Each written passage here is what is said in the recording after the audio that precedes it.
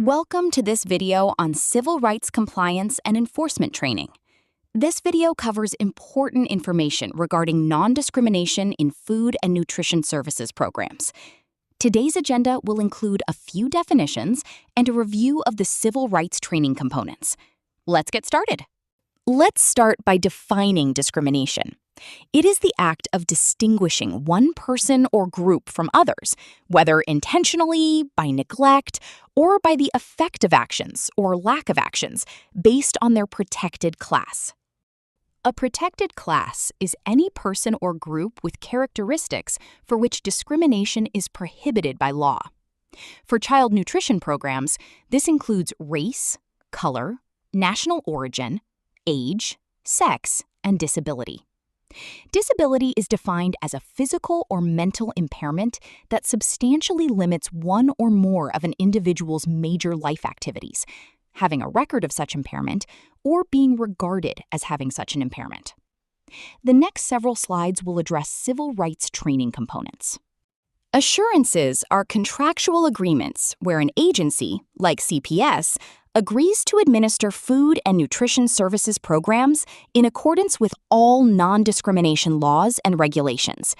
Compliance is verified through compiling data, maintaining records, and submitting required reports. But how does CPS compile data? Self-identification is the preferred method for collecting racial and ethnic data, though providing this information is not mandatory for families. We rely on outreach and education to gather the necessary data. Outreach and education ensures food program access for as many potential students as possible, especially underrepresented groups. CPS provides this information in various languages. The communication doesn't stop there. Through the public notification system, all CPS sites provide informational materials in appropriate translations regarding the availability and benefits of meal programs. This information is also available on cps.edu throughout the school year. We also ensure families are aware of program availability and support by sharing the non-discrimination statement. The USDA requires the non-discrimination statement on all materials mentioning USDA programs. A shortened statement, "This institution is an equal opportunity provider," is used on menus and marketing materials. This is in addition to the "And Justice for All" poster. The large "And Justice for All" poster must be displayed in the food service area, visible to participants. We also support students with limited English proficiency. Limited English proficiency refers to individuals who do not speak English as their primary language and have limited ability to read, speak, write, or understand English. CPS is responsible for taking reasonable steps to ensure program access for persons with LEP. Many menus and information are available in English and Spanish. CPS also provides support through reasonable accommodations. Reasonable accommodations ensure access for people with disabilities. Adjustments are made across facilities, including parking, entrances, exits, hallways, and restrooms. Some schools have elevators, braille signage, and sign language interpreters. If service is needed, CPS will make alternative arrangements.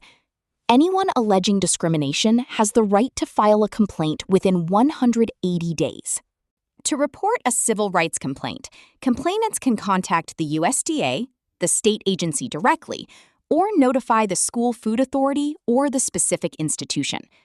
CPS must forward all discrimination complaints concerning child nutrition programs to the state agency within 5 working days of receipt. So, how does USDA know CPS is following these rules?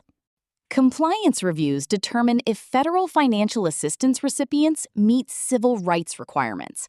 These include pre-award reviews for new applicants, post-award reviews, such as an administrative review, and special reviews, triggered by a complaint or follow-up to previous non-compliance.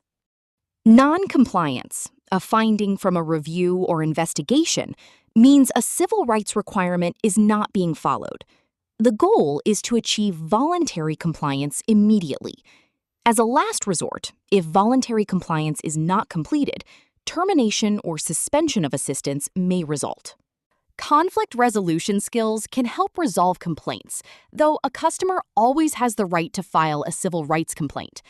Key skills include aiming for a win-win approach, using I statements, avoiding blame, managing emotions, showing empathy, using creative responses, identifying barriers to resolutions, appropriate assertiveness, and avoid repeating the situation. Compliance with civil rights guidelines starts with customer service. This means all participants must be treated in the same manner. Remember to treat others as you would like to be treated. Be kind, be respectful, and be considerate.